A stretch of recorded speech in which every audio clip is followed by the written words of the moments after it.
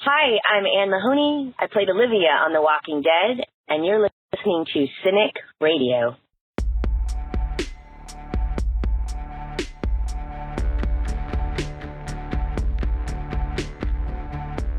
You're listening to the Cinik Radio podcast. Now, your hosts, Igrihe and Cinik.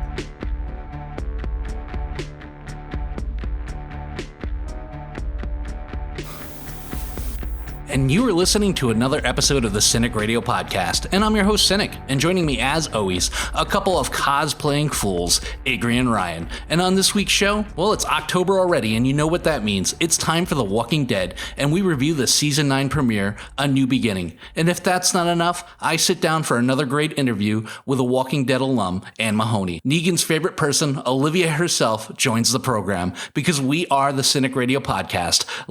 Listen, subscribe, but most importantly, don't mess with Maggie Ray. So our guest this week is a fantastic actress who you'll definitely remember from AMC's The Walking Dead as Olivia.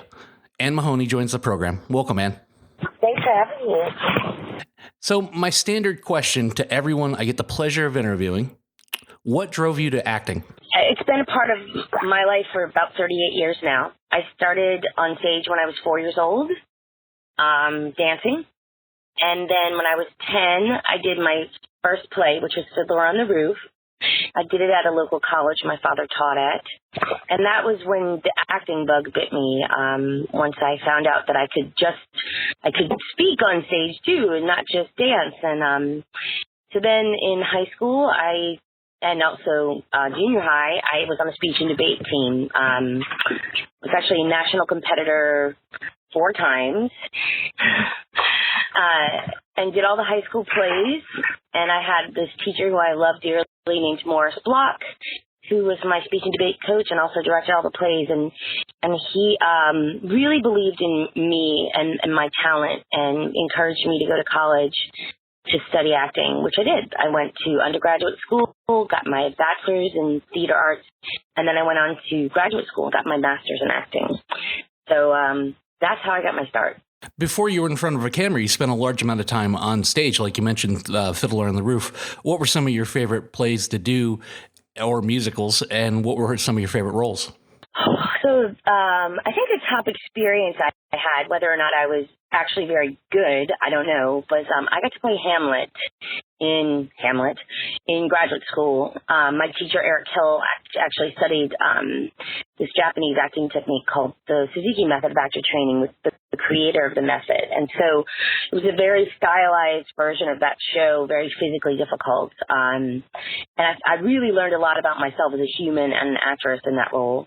Another top experience would be I got to play Harper Pitt in both Angels in America and Angels in America Perestroika, the first and second parts. And the director of that production was actually Leah Gardner, who is now married to Seth Gilliam, who plays Father Gabriel on The Walking Dead, funny enough. It's a very small world. And then in terms of musicals, I would say I love doing Merrily We Roll Along. I did that. That's a Sondheim musical. But my favorite experience was I played Charity in Sweet Charity, and that's a Fosse-style musical with that kind of dancing, which I, didn't have a whole lot of experience in, so I got to work an extra 6 weeks with the choreographer before we began rehearsals, really learning that style of dance. It was very challenging, and I love that character, just the woman down on her luck with a heart of gold. So I think those would be my top. During my research for the interview, I discovered you were working on your very own clothing line for kids. Yeah, I have a clothing line called Peaky Designs. I have 2 littles. I have a 5-year-old daughter and a 10-year-old son. And I've always sewn. I've sewn my whole life. And I was dismayed with especially my son, with my first child, dismayed with the collection of what was available for little boys to buy in the store. It was all superheroes or cartoon characters or a lot of sports-related stuff. And my boy was like a little philosopher from the beginning. And so I started sewing kind of off, edgy stuff for him that I felt reflected his personality better. And then that continued when I had my daughter. everything's glitter and ponies and rainbows and lace and pink. And she's, she likes that stuff too, but she's also like a real rough and tumble kind of girl. And so I continued by sewing clothes for her. And whenever my friends have babies, I'll make them these little dresses. And I always had little details in them, like, skeleton trim or skeleton buttons or things that were kind of off for children. And the response was overwhelming from my friends that they loved this kind of stuff and wish it was available. So a friend of mine said, you should sell those dresses. And I said, I'm not making 500 dresses. And he said, no. Start a company, like get something off the ground where you design clothing in this kind of edgy style that you wanted for your kids. And that is how Peaky Designs was born. And it's kind of a rewarding work. You're enjoying doing it so far? It's really rewarding and it's fun, especially when moms post pictures of their little girls in, my Sugar Skulls dress and say, I'm so glad to finally have something that, my little girl will wear that, she loves. So, yeah, it's really rewarding, especially to see the product on actual kids now, not just my kids. Well, for people who don't follow Ann on social media, she's fun, she's informative, she's interactive. And for a while on Instagram, you were posting fortune cookies. Fortunes out of fortune cookies, which I thought was kind of an innovative idea, very uplifting, because it's important to carry a positive mindset, right? Not only in life, but when you're waiting for your next acting gig. Yeah, actually, I teach one class a semester at Loyola University now, and I'm teaching a Suzuki method of actor training class right now. And it's something I emphasize all the time with my students that sometimes making it, quote unquote, in the business is merely about waiting it out. And it takes a great deal of tenacity to continue on in a business where rejection is kind of, 90% of what you do. And so you have to figure out how to be tough enough for the business, but remain vulnerable enough on the inside to be available to the work.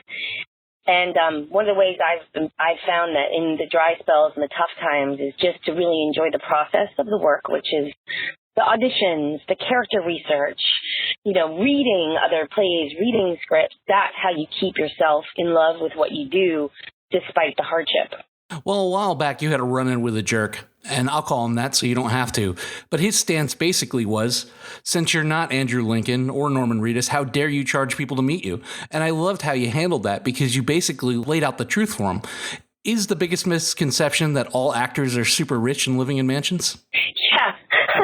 I like to say that I think that once you start doing something pretty visible in film and television, people imagine that you must be in your basement like Scrooge McDuck, like swimming through gold coins. But the actual statistic, I think, is 3% of all actors who are in the Screen Actors Guild, which is the union for film and television actors, 3% make enough money to make a living. And that's not filthy rich. That's make a living. So, yeah, the way I laid it out was this. It's taken me many, many years and lots of education and time to get to the place where my signature is worth something, And while I love the interaction with the fans at the Comic-Con, too, it gives me the opportunity to meet the people who make my career, let's be honest, right? The fans of the show, they're following me to other shows. They're really active on my Instagram and my Twitter, and I feel a great debt of gratitude to them. But, if I'm going to hand my autographs out, it's mine, and I worked really hard for many years to get to the place where it's worth something, and so yeah, I hope it came across as diplomatically as I wanted it to. Oh, no, you definitely made a fan in me because you were honest. I mean, a lot of people don't want to admit that, hey, I'm doing this job that's very public, but at the same time, I'm not making, $100,000 an episode of a show I'm on. Basically, I think you put yourself on par with almost a school teacher, right? Right. So, in a good year, which would have been the years that, like, for instance, I had a year where I was doing Walking Dead, I was doing Sun Records at the same time, and I filmed a Steven Soderbergh film. So in a year like that, an actor who's not on the super famous level, you make as much as a kind of well-paid lawyer, right? And I'm not talking about the $250,000 a year well-paid lawyer. I'm talking like $90K, right? in a bad year, I make less than a Louisiana public school teacher. And if you know anything about what we pay our teachers here, it's pathetic. Oh, it's pathetic all over. All over, right? Like, we should be paying them for what they do. And it's something, it's a service that, I mean, I can't imagine 28, 10-year-olds. I can't. So for me, like, these Comic-Cons, especially when my work is slow, the last one I did literally paid my mortgage and the lunch money for my kids at school. And, you know, a lot of actors won't say that because they feel it devalues them, that we have to kind of hold up this idea like, no, I'm working all the time. I'm rich. I'm doing great. And for me, I'm not capable of that kind of artifice at all. I have to be straight. And when I'm being straight, yeah, you guys are helping me move day to day in my life as a mom and as a homeowner, and I'm thankful for it. But, you know, I'm here for that too, and it's an important part of my living, and I'm lucky enough to be at the point where my signature matters enough to help me be able to sustain my family's life. No, it definitely makes perfect sense.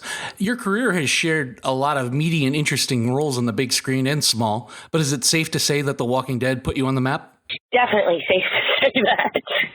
Yeah, I mean, I remember when I booked it, I had this wave of nausea almost, because I realized very quickly just what I was about to start, especially when I sat in my first meeting with Greg Nicotero and Scott Gimple when I first came to set and was first cast, and they started kind of walking me through who Olivia was and how she came to Alexandria and all that.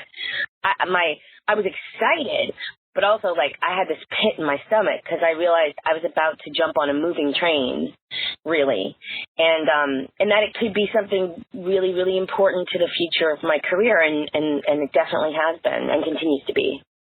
Yeah, it's definitely a situation where it's like goodbye anonymity, but hello cons. It is kind of a really big moving train, because once you're on that show, you're kind of on there forever. Even if you're on for just an episode, if you make an impact, the fans don't seem to forget you.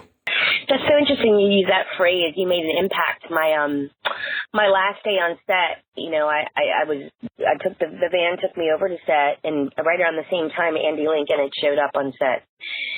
And he looked at me, and you have to remember, this man's a star, and he is the helm of this show. And he had tears in his eyes, and he said to me, "You've made an impact." You know? It's really special. He seems like such a sweet guy. I've gotten to meet him a few times, and only, 10 or 15 seconds of conversation with him, but a tenderness about him that you don't see in most stars. So you had a great run on the show, including an awkward spaghetti dinner with Negan, which is up there amongst the most awkward dinners ever, right there probably with Walter and Skylar White when Jesse came home to eat. What was it like being Olivia in that world? Because you had such composure in those moments and inner strength. Yeah, I think it took her a little time because she's really sheltered. When I met with Greg Nicotero and Scott Gimple, they were like, she came to Alexandria very early on in the apocalypse, so she stayed inside the walls. But once the walls came down and people came in, she had to buck up. And I don't think she has that loud, kind of brash kind of strength that the other characters do. She has a quiet strength, and the thing that she did have was a motherly quality to her, and she knew that this, for the sake of that little girl, Judith, she had to keep it together, even if she was freaking out, and she had to exude calm for the sake of that little girl. And it's something I'm very familiar with my own kids, which is like, whatever's going down, you're the caregiver, you're the mom. You make it seem as normal as you can, given the circumstances. And what was it like shooting those scenes with Jeffrey Dean Morgan and Chandler Riggs? I mean, most girls would give their left arm to spend some time with JDM. He's delightful to work with. I'm an actor who is majorly in character when the camera is rolling, and if we have short bits between shots.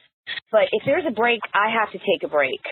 And I appreciate that he's the same kind of actor. Like, we could sit there and joke and laugh and, make fun, and then we both knew when it was time, and we would get back in character and we would do our thing. And when that camera turns on, that delightful, charming man is terrifying and charming.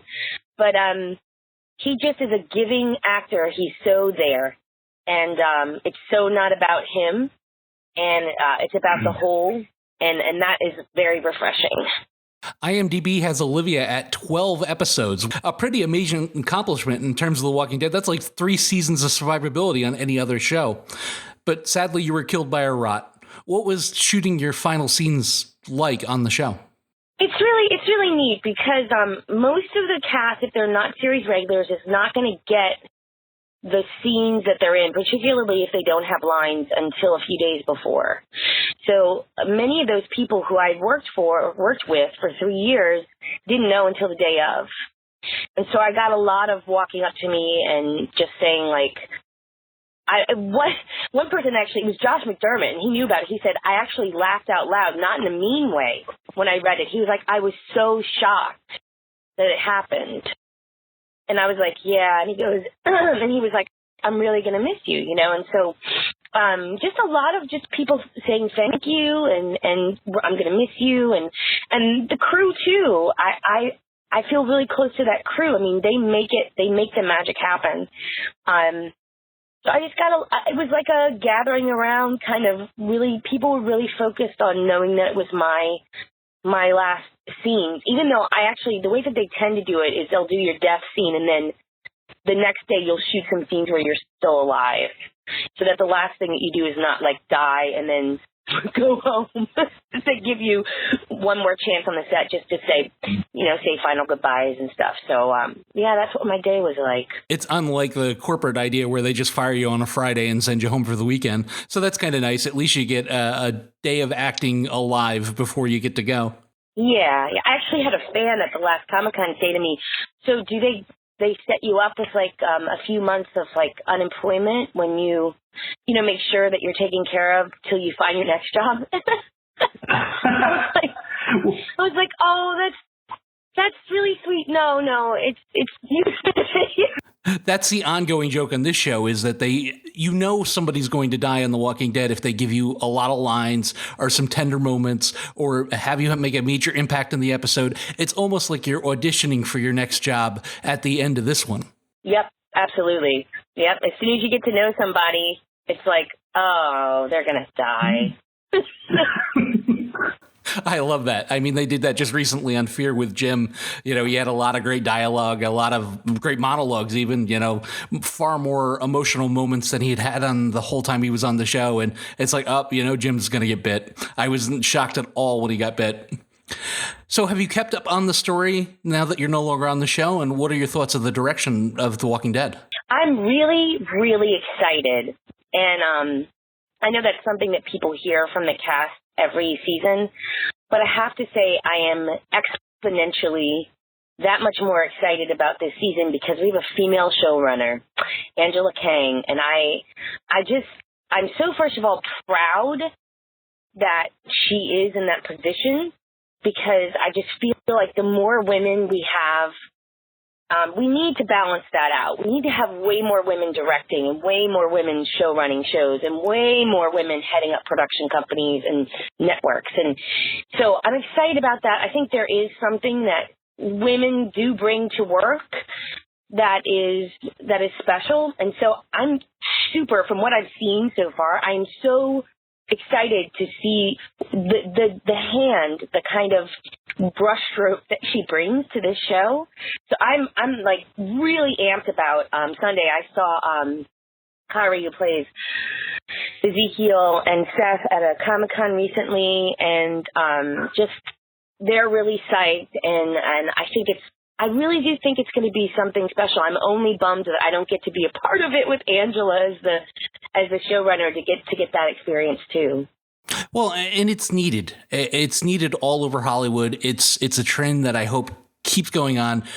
Women have vision. They understand the moment. They're extremely organized. I mean, it's well past time. Enough of this casting couch stuff. And if all of this nonsense that's happened brings that forward. It wouldn't make me happier than to see women in more powerful positions so we can stop this stranglehold that men have. This is art. It shouldn't be a man-driven arena. It should be an everybody-driven arena. So I'm happy about that as well. And that was the big thing on The Walking Dead. And luckily you were on after that was, for the first 3 seasons, they really had a difficult time writing for women.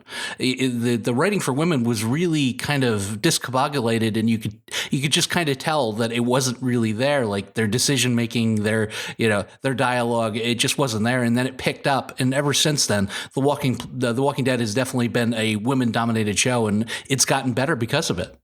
I think it's doing something really important. It has women that are very diverse in age, in look, in everything. That they're writing powerful, strong roles for. And I think that they're kind of they're the ones who have really been trendsetters in that area.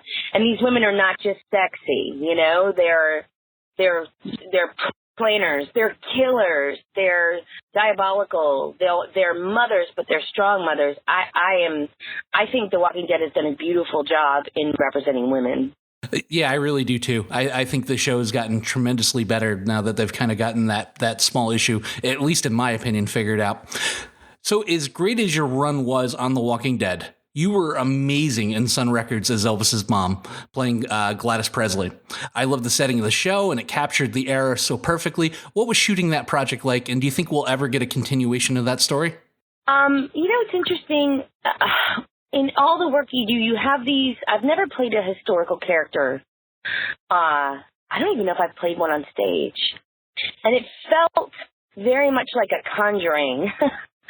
I actually, the night before, when I knew I was waiting to find out if I had booked it, I'm a faith person, and I prayed to her, and I said, really, in all honesty, I don't want to play you if you don't think I'm going to do justice to who you were, because she was really important in Elvis's life, and they had a very special relationship. And when I booked it, I felt a real responsibility to bring her to life. And it's a little difficult because you can't find a bunch of video footage of her or even audio footage. You mostly have to go from pictures and reading books and stories. But I really enjoyed that process, and I had a beautiful guide in director Roland Jaffe, who directed all 8 episodes. He's magnificent, and he really trusted me from the jump. He really believed in my talent from the jump, which was the same thing that happened on the Walking Dead set. And it doesn't always happen. You get directors who make you feel like you're a hick from Louisiana and not a studied classical actor. But these directors really both Walking Dead and Sun Records put their trust in me, and it just really allowed me to soar and do what I needed to do to capture that person who was crucial to Elvis's life. Well, I know the head of the network said it was supposed to be a short run, but do you think we'll ever get a continuation? I don't know. It doesn't feel likely at this point because they've tried a bunch of other avenues. If they did, I would be happy to jump in and do it again. I loved playing her, and I was looking forward to the next chapter, when they move to Graceland and Elvis buys her the pink Cadillac that she refuses to drive. I just wanted to sit in the pink Cadillac, y'all. Just let me sit in it. Well, I obviously know where to find you, but where can my listeners find you on social media? Both my Instagram and Twitter are at Annie Moho, ANNIEMOHO. And if you want to check out my children's clothing line, it's peekydesigns.com. It's PEEKY designs.com. A mom, an actress, a true professional, Ann Mahoney is a shining light of staying true to yourself in a world that is just based around pretending. Ann, thanks for being here. Thanks for having me. The new season opens and the time jump is here. Nicer, newer sign for Alexandra and the progress we've all been hoping for. Solar panels, crops, and even a windmill. Alexandra finally looks like it might be a self-sufficient colony. Dad's grumpy face with a big tummy. Rick, I can totally relate. IG, is Judith Grimes a terrible artist or just an instigator of Shane-like proportions? Oh, I think, Shane is running in her thick. there's got to be something going on there that she's going to point out that he's always grumpy-faced, because he's been literally grumpy-faced for about 4 seasons. He used to have a lot more positivity in him, but he's been very grumpy in the last 4 seasons. Now, I get, especially the last 2, everything that was going on with Negan, why he's so grumpy. But, you know, the fact that he's also got the fat belly means they must be doing something right. So I guess it's okay that Judith points that out. Well, you know, Shane ran thick in Lori, but in a much different, more perverse way. Whoa! Ryan, you have to be happy about at least this portion of it, because you've been screaming for, let's get to the point where it looks like the apocalypse and kind of colonist times where they become self-sufficient, like it looks like they're working towards. Yeah, I like that aspect of the season, that we're actually seeing them rebuilding a society. I think the show had gotten old and kind of repetitive, so it was kind of nice to see them really starting to build the society back. And it was interesting, you know, that with the kind of corn fuel that they're trying to put together and everything, the windmills and the solar power and the little bike shop, like they're, you know, clearly they're kind of starting to rebuild the society. And I like where they're going with it. I think, you know, then they still have to kind of make the stories interesting, but I'm definitely liking the change so far. Yeah, and the amount of area, though, that they're going to need to feed all those people and all that crop, and then if you're going to turn around and make fuel out of it, that can make for some interesting problems as well, because and how are you going to plow these fields? It looks like they're going to try to do it all by hand, but I know IG had to be smiling a little bit when you saw Daryl's bike shop over in Sanctuary, right? Oh, that was hilarious. It's like, we're going to make all this fuel so Daryl gets to continue being cool, because everybody else is out riding horses and everything, you know, using real renewable things, because all you have to do is either keep feeding that horse or let it mate with another one and you get more of them. And Daryl has to ride around on his motorcycle. He's too cool to ride on a horse. Just hilarious. I just can't believe that he's still riding that loud thing around. He didn't even go find one that has a good muffler on it so that maybe he'd be a little quieter running down the road. Nope, it's got to be loud and obnoxious. That just speaks all kinds of volumes about Daryl. Well, he did switch to more of a dirt bike, and I was thinking about this, and it kind of dawned on me. He would be good to draw at the walkers if, like, in a convoy like they were obviously doing with wagons and horses that can't protect themselves. It would be good to have him kind of draw out what is close in proximity so they can be put down before they got at the horses. That necessarily isn't a terrible thing. It used to annoy me because I used to feel like it was just Daryl being Daryl. You know, Daryl, I got to be the cool guy. And I understand that Norman himself is afraid of horses, and this is why we do this. Although if they're paying me millions of dollars a year, I'll somehow figure out how to get on the back of a horse. But he's cool guy, so I get it.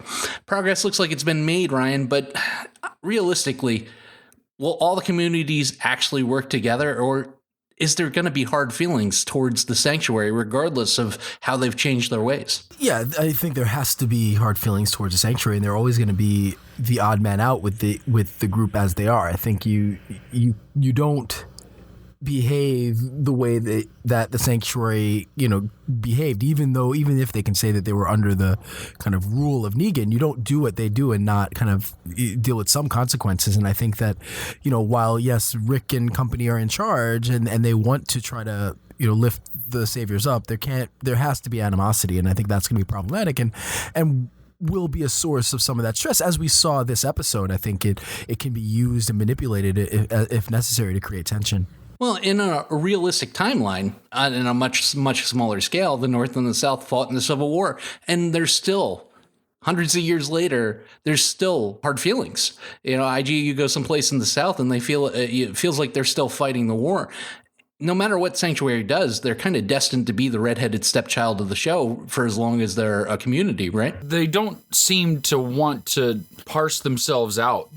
Many of them don't seem like they want to go to Hilltop or Alexandria and try and move in there and become a productive part of that society. They want to remain at the sanctuary, and I don't know if it's completely by force or by choice, because when they visited Sanctuary in this episode, looked like a lot of those people were awfully comfortable there, despite the lack of food or the ability to do things on their own. Yeah, I agree with you.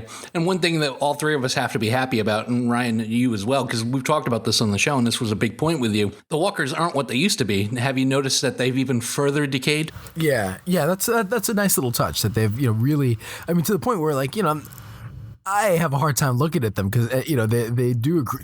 They've always done a great job with the makeup and with the walkers, and now they're just much more grotesque. And I even found myself thinking, like, that guy in the suit, like, was he a guy that was just kind of working that first day, the day of the apocalypse, and he just got bit, and he's just been kind of roaming around in that suit, and I guess the fact that they're decaying and dying, and then he's just kind of, I kind of found myself wondering about this, like, walker's life right before and after the apocalypse, and how he got to this point where he was going to get his head smashed, and die in that raggedy old suit. Well, IG, you and I are men of leisure.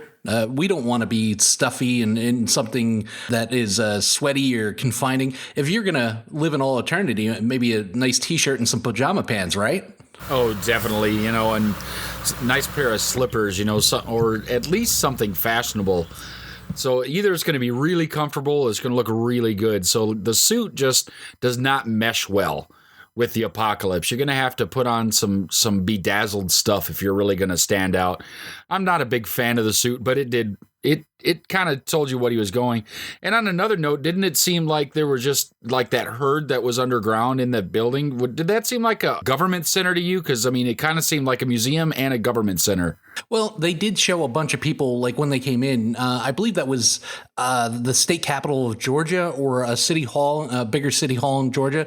But they did show that there was a bunch of people staying there, and they're now no longer there. But that leads me to a really good question. Ryan, if you had to wear one outfit for all time, would it be the Batman costume you wore to Comic-Con, or what would you want to wander around as a zombie in? That would be the best zombie ever, by the way. While amazing, it was very unwieldy, but I guess if you're a zombie, you're not worried about how unwieldy or not your attire is. I don't know. I'd have to think about that. What would I want to dye or roam around the world as a zombie? Something funny. Some hilarious shirt that maybe is ironic being worn by a zombie, but I'd have to think about that and get back to you. Like a Five Guys or an In-N-Out T-shirt or some shit. Exactly. Me personally, if I knew I was bit and I had time, I'm going and finding the Thriller outfit just to be hilarious. Yeah. I want to wander around as a walker dressed like Michael Jackson from Thriller. I'll get the glove. I'll get the red and black leather. It would just be on for me. IG, we get our first look at DC as they head to the Natural History Museum. I don't know if you've ever been there before or not, but it's pretty awesome for a field trip. What did you think about the CGI leading into the city, even though they weren't actually in the city of DC? They do a pretty good job. I mean, there have been some times where their CG has been really, really terrible, hence Rick on top of the garbage heap looking out. That was bad. This was pretty good. This looked realistic. It was not impossible to tell, but it didn't pull me out of the moment. So I just didn't think about it. It just was DC, and I'm fine with that. And to their credit, they're hopefully taking better strides to make sure things don't look absolutely cartoonish, especially when it comes to their CG usage. Well, what I love about that terrible CGI usage, too, that scene, it was so bad and so unbelievable. And then if you look in the background, there's a jet flying by. So they missed that, too, before they threw that on TV. And I think that's hilarious. How about you, Ryan? Were you buying the DC CGI? Well, to give you an idea of that, I guess I was sold by it. I was wondering, did they, is this a soundstage? Did they clear stuff out? Did they, just CG over shots? Like, I was actually just kind of wondering how they got the shots because I just thought it looked pretty good. So yeah, I bought it, and I like that they extended. You're gonna have to do that. You're gonna have to travel, further out than where you are in order to get more resources. So I kind of like that little touch, and yeah, I bought into it. Didn't take me out of it. I know it would be expensive, but I would love for them to spend time in Washington, D.C. I think that would just be awesome. I know it would take a lot of CGI and a lot of time. And they did a little bit in the comic book. Was Alexandria is next to D.C., for those of you who don't know, own a map. And they kind of went into town a bunch of times. So that was kind of great that they finally did that, seeming that the towns basically are right next to each other. From the great teaser images we got back when they first started filming IG, they're all on horseback. They're all in wagons. Is this what the real apocalypse should look like and should have looked like all along? Yeah, I think so. I talked in seasons past about how long has it been since this happened and how are they keeping the gas from actually spoiling, because gas will spoil. And here we are, just the next season after they were like literally everybody driving in trucks and big trucks at that all over the place, still full of gas. Now all of a sudden we don't have any. We're all on horses. Where did they find this herd of horses? Because it's not like they'd been gathering them all along, and now they have them, and I'm happy. I really am, because they should have been using resources like this, and they should have been looking for them all along, because a lot of the places they've moved through have all been farm country where there's livestock and horses and things like that, because that's what they have. Ryan, as a D&D kid yourself, I mean, you had to mark out a little bit for Rick Grimes' mace, right? That thing that was pretty awesome. That was pretty awesome. But the guy has so many iconic weapons already. I mean, Mo Collins is stuck with a goddamn tire iron, and Rick has got the hatchet, he's got the python, and now he's got the mace from hell. I mean, let's start spreading these things out a little bit. IG, would you have liked it a little more if Rick was riding around with Lucille just bashing walkers? I mean, to the victors go the spoil, right? Somebody's got to have Lucille. I mean, where is she? That's the problem. Lucille is too good of a zombie killing weapon to leave laying on the ground somewhere. So who's got Lucille? Are they just keeping it outside of Negan's cell so he can look at her but not touch her? I mean, just out of reach. Yeah, just like 3 inches, like you can get close, but not actually touch it, Let him smell it once a week when they tie him up. Something. I'm not sure. We bang on the show for originality, but I never thought of, hey, let's head down to the Natural History Museum, because it could be a treasure trove of rebuilding materials, not equipment, not seeds. Ryan, where else would you look? Yeah, that was a great idea. And it's funny when it came up, I'm like, yeah, that's pretty brilliant. Like, how did anyone not think about that? But yeah, it makes sense to go to the Natural History Museum. But then I thought, like, so why didn't anyone else go there? How are they lucky enough to be the only ones to think of it? But maybe that's just something you don't think about. But I like that touch, and I actually thought that a lot of this episode was just smart. There's some intelligent parts.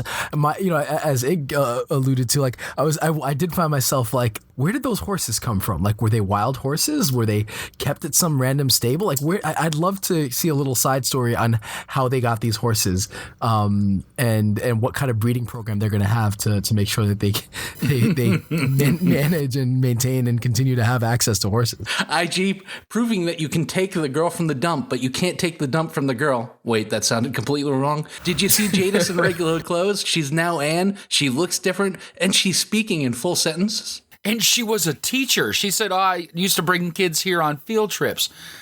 How on earth did a teacher devolve into what Kevin speak from The Office when he decided to use less words?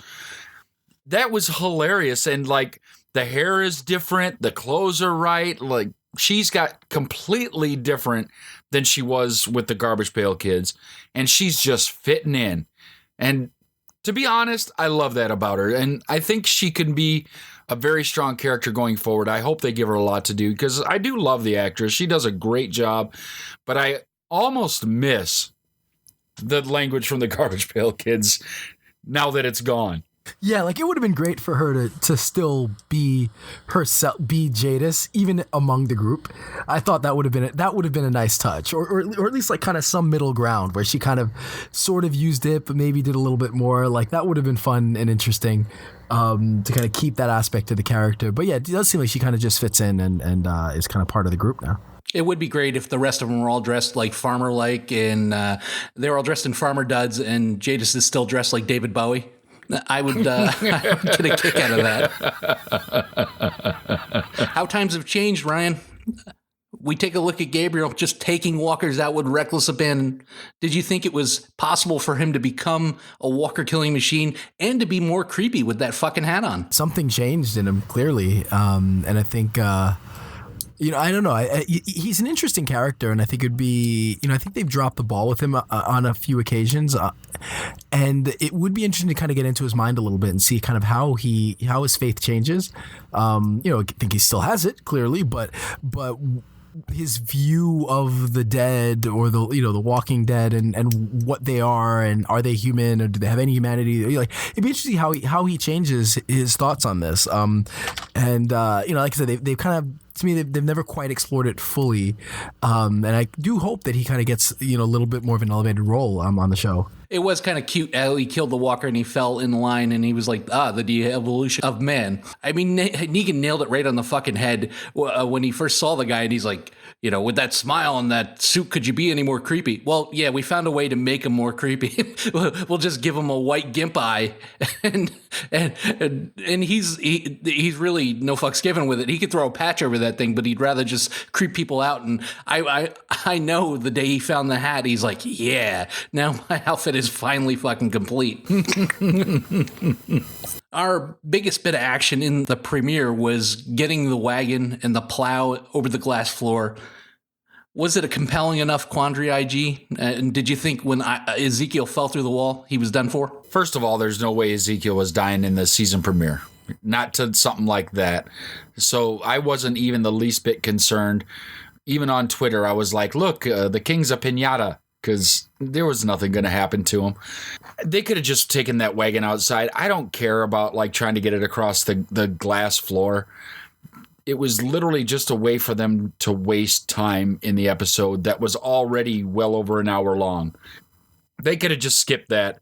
It wasn't as engaging as I think they hoped it might be. Ryan, why are we stealing a wooden canoe, though? I mean, has every Dick's Sporting Goods burned down and there's no such thing as kayaks anymore? Yeah, that's a great point. I can't answer that. It's weird because on one hand we think that there really aren't that many survivors, but even in a country of 300 million people, even if 10% survive, you still have 3 million.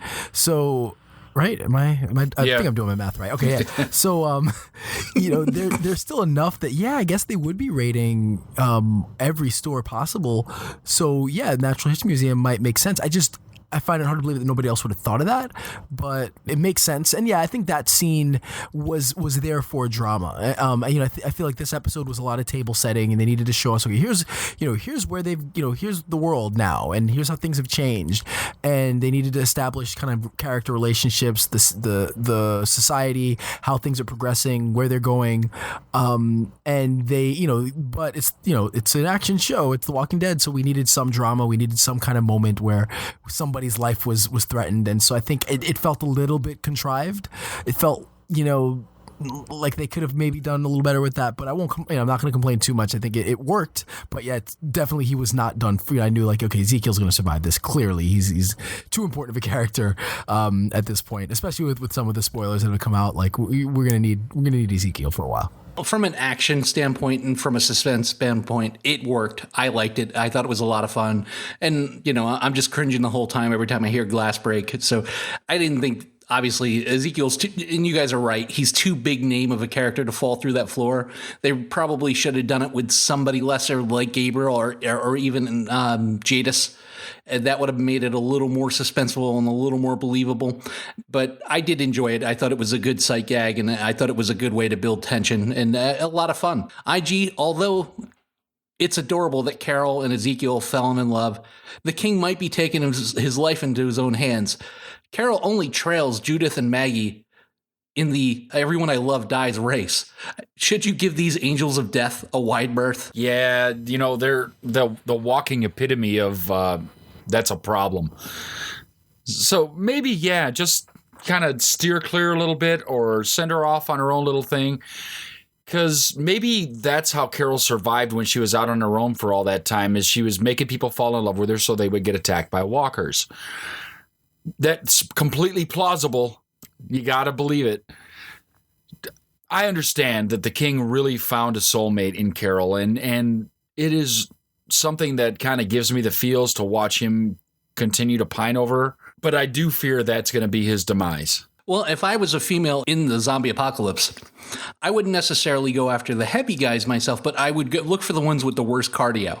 That way I just know I could Otis them at any point if things get tough and just leave them behind to go. You got to look for those guys that, if they huff coming up the stairs, that they're your shield to get out of any situation. And I think Carol might think that, maybe the dreads, maybe she saw a hitch in Ezekiel's giddy up where it's a definite out. It's almost like I could just run away at any point. Ryan, the bridge is out and the roads are becoming impassable due to mud. The deeper we go into this whole apocalypse thing, logistics and infrastructure are going to become a lot more difficult, right? Yeah, and again, it's a small touch, but something that is really realistic and something that you do have to deal with. And yeah, like we're dealing with infrastructure that, in the country now, we kind of have crumbly infrastructure, so imagine this world where roads are absolutely nobody's taking care of anything. So there are little touches that we've gotten this season, this episode, that really make me optimistic, I guess, that kind of a lot of our complaints are about them not getting the details right and about them doing just stupid stuff. And if they're doing kind of these little things that you don't really think much about, but you realize that it's important to this world, it really helps with the world building and it helps with kind of immersing you into it. And I think that it's a good sign that this episode really has a lot of that, a lot of those moments where it's like, oh yeah, that makes a lot of sense, because we're so used to the show being like infuriatingly illogical and showing that the danger is still real. IG, we lose the horse whisperer, Nick, Neil, whatever the hell his name is, it doesn't matter because he's not here anymore, to a bite kick combo, which we kind of need a death from time to time, right? To show that the walkers are still a real threat. Oh, absolutely. We need a real threat zombie. We need a real threat walker.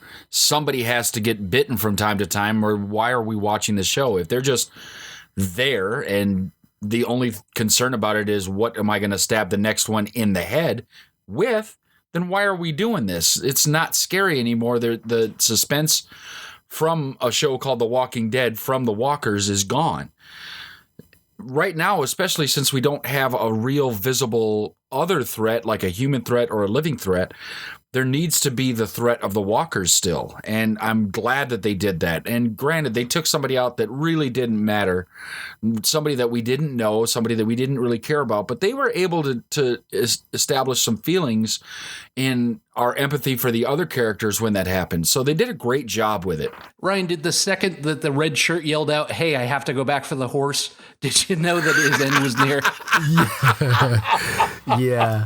I mean, that's the only issue, is that you need there to be stakes, and so we need to know that they're a real threat. But, I think we also need our heroes to be threatened, and so that's some of the problems. Yeah, it's like they're red shirts, and so yeah, they don't really count. So I think that's the only problem you fall into, is you need to make this world feel like the zombies are still a threat, but you gotta kill off some of your real characters in order to really make kind of the weight of that threat kind of be felt. Hey everybody, it's Brett Butler, and she's pissed her son's dying, and that the Saviors are eating their food. IG, did we really need to cast somebody as recognizable as Brett Butler in that role? Wait, you're not going to believe this. Brett Butler was my babysitter a few times when I was a kid. I didn't even realize that was Brett Butler. You should be fired immediately, Ryan. I'm going to send her a personalized letter with a picture of you going, How did this I not kid, realize that was Brett Butler? Wow. He doesn't even know what you look like anymore. You really needed to make a better impression on this young man that didn't grow up to be very tall. They did a great job with makeup, so yeah, I'll give you a pass, Ryan. All right, just this once, you get a pass. That voice gives her away. That voice is as recognizable as anything. You know what it is? It's just a standard case of Ryan George forgetting the little people as he's moved up the ladder now of fame and fortune, because he's a touring act along with everything else that he does. Batman armor don't come cheap, man. Yeah, exactly. Gregory sure does give a damn fine speech at the funeral, but IG, did you feel that he was most definitely up to something? Kudos to Xander Berkeley, because he is an amazing actor to play such a diabolical villain, because he's really the biggest villain that was on the show thus far consistently, because everything is about Gregory. Everything is about Gregory being able to have, and Gregory getting, and Gregory living comfortably. And this was a definite plot to undermine everything that was going on. And I loved it. When you watch something like this and all you can think of is, man, I hope that he dies soon, it's acted well. Well, anybody that's a Life PD fan, Gregory was most definitely mourning dirty, because you could just tell that every word was to grab everybody at that funeral and kind of pull them onto Team Gregory. And I was thinking about it because his idea of an election is actually pretty ingenious, because he knew he was going to lose Maggie's the obvious choice. However, you get a real grasp on who's with you, and that you have a base. Even if he gets 5 people, he knows that there's 5 people that are going to listen to his bullshit. He can build on that. It was a pretty good idea for him to have an election. Looks like Daryl's in charge over at the Sanctuary, which is a perfect place for him. But there's unrest. There's "We are still Negan" written on the walls. And Daryl's upset about being in charge of Sanctuary and that the group is separated. Ryan, does it seem like the divide between Daryl and Rick just widens as we go along? Yeah, a little bit. Again, it does feel a little kind of forced, like one of those plot things I'm expecting, I guess. So there's a part of me that kind of expects that we're gonna see this divide widen further. And it did feel a little like I didn't quite buy it. I on either point. Like, why does he really? He doesn't really need to be there. Why is he there? Why aren't they all together? What's the point? So it's one of those parts I didn't like take away from my viewing experience, but I definitely feel like it's one of those things where, okay, we need to manufacture some tension between them. We tried it last season. We need to kind of build on that, but I just don't quite buy it. I feel like they've been through enough that that shouldn't be a source of really major tension for them. So, Ryan, you're saying that being trapped for a week in a small room and having Easy Street played at nauseum and eating a little bit of dog food won't change everything about a person? Are you expecting us to believe that, Ryan? The internet is going to be very upset at you for that. Come on, stop it with this forced Daryl stuff. I'm not buying it. I don't like it. I think they work better as a team, and it looks like the divide is only going to grow deeper and deeper. And I'll tell you what, I don't think they'll do it, but one of the drop the show moments and walk away is if they have Daryl have anything to do with Rick's death, I'm going to be really, really pissed. The thing I'm thinking is, we're questioning why they have the group divided up. But the truth to that is that really makes sense, because you need to put strong leadership or people that you trust, especially at the Sanctuary, because those are people that not that long ago were directly against you. So you got to have somebody watch over them. You got to have somebody be there. And the problem is nobody's really watching, because how does somebody get away with scrawling "We are still Negan" on the wall? And nobody knows, like nobody has any idea. You don't get any rumblings. You don't have enough trust from anybody else there that somebody's going to say that guy over there is trying to undermine everything's going on. I know snitches get stitches, but sometimes somebody's got to say something to keep the group whole. And that's where I have a problem. I'm glad that there's people split up, because Haircut was there. Jerry was there. Daryl was there. It just made sense to have some strong people there, but somebody's really got to do a better job of it. Well, and I had that looked into. I know that is either Jeff Wagner, Brendan Hardison, or Stephen Sweet that wrote that on the walls, and they've been on the show before, and they're nowhere to be found when looking around Sanctuary, so I have a feeling that they're still Negan, but they moved to greener pastures. Ryan, is Daryl right? Is Sanctuary a losing cause? If you can't grow crops there, if nothing will live, is it there a possibility it was a factory? The ground could be polluted. I don't know. I think they have to rethink what their role is in the society, and so I think that's the issue. Is they're kind of useless on their land and just kind of hanging out there, but they're people. They're and so I get the question is, okay, what do we do with them? How can they be useful? Do we need to march them 30 miles somewhere else and reestablish a base? Do they integrate them into the current societies? Like what is their use, and how can they best kind of serve this kind of newfound collective or society? And so I think that's it. I think clearly they don't got much going on there, and they got to figure out what to do with those people. Yeah, and just staying there for the sake of having that building that is strong just doesn't make much sense. They're staying there just for the sake of they know it, but the rest of the people have moved consistently and been able to reset up wherever they go. And that's what you got to look at, is just go in and explain, look, we can move to where you can grow crops, to where you can become more self-sufficient, to where you can become your own society, and we'll help you get there. But you got to get out of this place, and it's not that great of a place to begin with. Undeniably, Carol Ezekiel is cute, but the bond between Carol and Daryl is such a great name scheme. That's undeniable. You can't. I mean, Carol and Daryl have been together since season 1, show 2 or 3, and people have screamed for them to have a relationship. IG, but it never happens. Is it a mistake to flat out refuse for that to become a reality? No, I don't think so. I think the relationship they have is strong. And if they went into an actual relationship, I think that would take away from what they really have. And what I believe they really have is more of family type love than it is like a lover type love. And it's a really special bond that they have between each other that just is just something that would get ruined.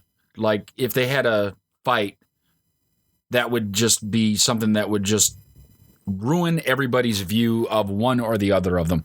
I like what they do with them, and every once in a while the feel drops in that maybe they should have a relationship, but I like that they don't. I like that not every relationship that has to happen on this show has to turn into one of like romantic love. As expected, Gregory is trying to stir up a township rebellion. He encourages Earl, the town blacksmith, the kid's father, to try to kill Maggie by getting him drunk and riled up. Earl opens up a can of whoop-ass of stone-cold Steve Austin-like proportion. Ryan, did you think Maggie might have been in a little bit of trouble there? The guy was fighting basically 4-on-1. It was a little shocking, kind of unexpected. And, unlike with Ezekiel earlier, there was a small bit of me that thought, could they go there? And I still didn't quite expect it. I didn't expect, her to die or anything, but it definitely was a bit of a shock. And that one got me. That one caught me, off guard. Definitely built a lot towards that, towards kind of the third act, I guess, of the show. It was really, kind of a shocking moment and really kind of built momentum towards what we got at the end. And Gregory took his own shot at Maggie and missed, but it looks like he brought a lemon to a knife fight, IG, as did his attempt at Maggie's life. Did you just roll your eyes like, really, Gregory? You're going to do this, really? And he's 0 for a million at this point, so I don't know why he continues to try. He should have just bowed out, left, and put on a little backpack and head off on the Kwai Chang Caine road down and get some sad music going, do it like Incredible Hulk style. Move on down the road, Gregory, and you can live to fight another day with somebody else. But to take that shot at Maggie, who has proven that not only is she emotionally and intellectually stronger in general, she's physically stronger than Gregory is. And so he took that shot, and it wasn't even sneaky. She saw it coming. It was telegraphed from a mile away, and that was about the poorest choice he could make, and it proved to kind of backfire for the last time. Yeah, I'd love to talk to Lauren Cohen about that, and was it in the script that she knew that he was going to try this? Because she seemed ready for it. Even though she just got a mud hole stomped in her, she was still strong enough to take Gregory out. Ryan, fool me once, shame on you. Fool me 368 times, shame on me. Was Maggie a fool for letting Gregory stay after he's continuously tried to backstab her? Shit, why isn't he dead yet? Like, why is, or at least why is he still there? Like, there's no reason he should be there. He's clearly going to backstab him. He's clearly going to try to usurp her authority at a moment, whenever the opportunity arises. Like, why would they allow him to stay there and play any role in their society? Especially after what he did to Gabriel. I just feel like that was the moment where it's like, all right, he's done. There's no point in him ever coming back. And yet there he was. So that it was satisfying to see his demise. The famous Rick Grimes, Michonne is having second thoughts and questions, and asks Rick, "Do you think we're making a mistake by leaving Negan alive?" And even suggests a book of rules or a charter. IG, do you think they've made a mistake by leaving Negan alive? Is this a horror film? Is he just going to pop up and kill again? Can you leave someone as dangerous as Negan alive? Are they reverse monologuing? Are they doing what the bad guy normally does and standing there doing their speech about how they're going to be better while leaving the bad guy to escape on his own accord? Yep. That's exactly what they're doing. He's going to get out and he's somehow going to join up with some other people. I see it coming. I'm calling it here first. He's going to be able to rise up, pull some of the people out of Sanctuary, go find some more, and start another thing going. He is going to be a villain again. That's my view. They should have killed him. Maggie was right. What's the harder choice, Ryan? The chance that he may get out and start trouble again, or making him a martyr? Honestly, I think Rick should have killed him. I think that, the threat that he is, you don't choose that moment to kind of take the moral high ground. With the amount of people that he's killed, and the kind of morally gray, putting it lightly, things that he's done, you don't choose that moment to choose, a leader of Negan's caliber who is unlikely to be, I think if you're looking at it objectively, kind of, he's unlikely to be redeemable. He's going to be somebody who's going to want that power back. I don't think that you let him live. There's no example that you get to make by letting him live, and I think it's silly that Rick did. That being said, kind of the direction that this show's going, I don't think Negan's the villain again anytime soon, only because I think there'll be some fatigue. Like, we had him as the major villain, kind of, I love Negan, but for some people it's kind of shoved down their throats and it was overdone. So him as a villain, or as the primary antagonist, I don't see that anytime soon, but I can see a world where he, where there is tension between, with him having to help with Rick and company, and to be part of that group, and to kind of redeem himself. And I think that I still see him playing a large role in the show, but I actually don't think that I would like to not see him as a villain for a while. I just don't want to go back down that road of Rick versus Negan. It's like the show's kind of starting new. They kind of hit the reset button, so let's see something new. Well, see, I don't think he's going to be the villain. I think he's going to be a villain. I think that the group that he latches onto is probably going to be bigger, better, and more effective than Negan ever was, but he'll be able to latch into their group and maybe be an informer, let them know what kind of things are going on, some weaknesses of our favorite characters over here. So I don't know that he's going to be the big bad that he was in the past few seasons, but I do think he's going to get out and be a part of the next thing coming. Well, IG, if you're going to let us know, make sure you whisper it. I'm a jerk. You guys both know I'm a jerk, but I'm not a big enough jerk not to say all whenever I see puppies and babies, and baby Herschel is adorable. Rick tries to play the Judith sympathy card and guilt Maggie into returning to Alexandria, but she won't come while Negan's still alive. IG, can you blame her? No, I don't blame her one bit. I mean, knowing that Negan is there and just being kept alive, and knowing that Negan is what took a good portion of Maggie's life away, I wouldn't want to go there either. If I'm in her shoes, quite honestly, I can leave that part of my life behind. That can all stay over there. I'm at the hilltop now. This is my new life. I get it. But the problem is that's the thing. We're keeping Negan alive for some unknown holier-than-thou reason. And Maggie shows that doesn't have to be, because we can keep Gregory alive. Yeah, Maggie has no sympathy for the Sanctuary's plight either. She's like, well, they're low on food. The bridge needs to be rebuilt. Let them belly up to the bar and do the manual labor. She even argues with Rick. She tells him, I'm going to become the type of leader that you follow. Did you like the tone of Maggie's new character, the direction they're taking her character? It was kind of firmer, stronger, darker. Yeah, I think she's really evolved more than almost anybody, over the past, 8 seasons, right? She started in season 2, and I think in her case it's kind of believable. And I think that with what she's been through and trying to create a world for her child, the child will be able to thrive in, I think she realizes that she has to be that kind of a leader. And in some ways maybe she's learned a little bit from Negan and learned a little bit from kind of bits and pieces from the different people that she's encountered over the as she's been on the show. But I think that's the leader she has to be. And again, I think there is some kind of manufactured tension with Rick, but she's not wrong in any really any of her decisions, and I think it was the right move. Farewell, Gregory.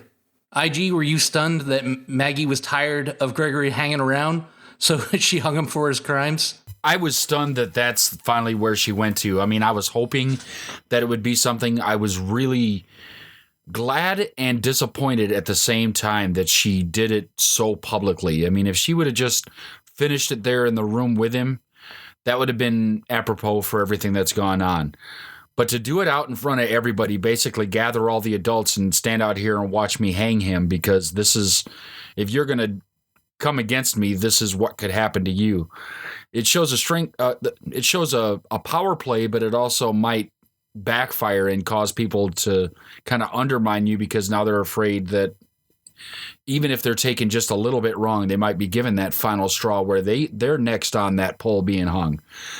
I liked it and I didn't, all in the same thread, because it was great that Gregory is finally gone, even though I love Xander Berkeley. But at the same time, I think it's really going to hurt her in the long run. And I hope that it doesn't lead to some revolution that gets Maggie killed. Hats off to Xander Berkeley, though, because he nailed that Gregory role. He was swarmy, he was sleazy, he was slimy, he was manipulative. You couldn't ask for a better person for that role. The show's going to lose something by losing him, but I understand that the fandom wanted him gone for a long time. Now, Ryan, do you think that she would have publicly executed him if he only manipulated her assassination and not tried physically himself? Maybe she shows him some mercy. Maybe she just imprisons him versus what she did. I think it was, the fact is that once he tried to, do it himself, he signed his own death warrant. And I think it was tricky because, you kind of wonder, how does she handle the spread of the information? Like, does she make it clear to everyone that, does she really try to make sure that everyone knows, he really tried to take my life, so this is why I'm doing it, versus, kind of the optics matter to the group. So if it looks like a threat, like you cross me and this is what happens, that could be problematic, versus it's like, look, he tried to kill me, this is what happens to him, he deserves this. Or like to see how this plays out and how she kind of conveys the information to the rest of the group. But once he attempted to, himself, I think that was it for him. IG, your thoughts on the episode and your rating? This was a good, strong start to the 9th season. I really think that we've got some movement. The other thing that happened is we got to see some rebuilding of society, which I really enjoyed and something I was clamoring for. I'm hoping we get to see more of that, and I'm really hoping that some whispers start to come around. I'm excited for the next big bad, even if it takes a while to materialize. I think there's a lot to be said for the acting performances in this episode, because they were very, very well done. And there was some really cool things to look at, including that walker with all the spiders coming out of it. Probably the coolest walker thus far. And if you have any kind of arachnophobia, that definitely triggered you right there. I'm excited for next week. I give this episode an 8.5. Yeah, I think this is a promising start to the show. As you guys know, for the last couple of years, I've not been the biggest fan of the direction that the show's taken, and I've been a pretty vocal critic. But I do like the little details that they seem to get right, and I think it's an opening season premiere, so there's a lot of table setting that needs to be done. So you can't expect. The expectations are kind of tempered based on that. But that being said, I did like kind of visually what they did. I liked that the various settings. Even though even though it was kind of your table setting episode, there was enough room to really put this weird, crazy story with Gregory and kind of end his thing, which was totally unexpected. Like, if you told me, look, Gregory's going to die, it subverted my own expectations, because I thought, oh, great, here we're going to go, half a season of Gregory trying to usurp Maggie. And it's like, nope, he's dead. So I kind of like that. So overall, I think, it's promising. And more than anything, I think I didn't sigh or, kind of regret picking the show back up. So I would give this 7.5 or an 8. Solid start to a season, and actually has me excited about what's to come. The premiere definitely packed a punch. You could tell right away from the credits that Angela Kang's fingerprints are all over this thing, and I couldn't be happier about it. It felt like a renewal. It felt like a brand new show, and I'm happy about that too, because even in the opening credits, we had death and decay, but we also had the regrowth. And what's the old adage? More money, more problems. Well, it's more progress, more problems, because you run into new problems. Things are on the rebound, and it's not without its bumps in the road. Old ends mean new beginnings, and there's going to be some unhappy people about that. love the dark, somber tone while getting shit done. I think it's going to be an absolutely great season.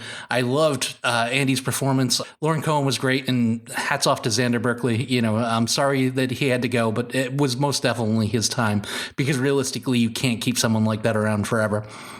And I want to take a brief second before we go and talk about the passing of Scott Wilson. Scott Wilson was the heart and soul of The Walking Dead for a few seasons. He was everybody's grandfather. I met him on 2 or 3 occasions, and I watched him with tons of people. He was always quick with a smile, with a wink and a hug, and he was just an A-class person. His portrayal on Herschel of the show was just a complete game changer, and he just was a great guy, and I think he's going to be missed. You know, 76 is a long life, but some people never truly die, and I think Scott Wilson's one of them. And that's it for this episode of the Cinik Radio Podcast. I'm Igrihe. We had a great time bringing you this week's show. Please send all your comments, questions, concerns, and any crazy news stories from your neck of the woods to CINIKRADIO@gmail.com. Find us on the internet at CINIKRADIO.com. Look for us on Facebook at facebook.com/CINIKRADIO, and find us on Twitter at CINIKRADIO. Continue to like, listen, subscribe, and share this with all your friends and family. And until next time, don't get captured. Follow the podcast on Twitter, Facebook, and at CINIKRADIO.com. Available for download on iTunes.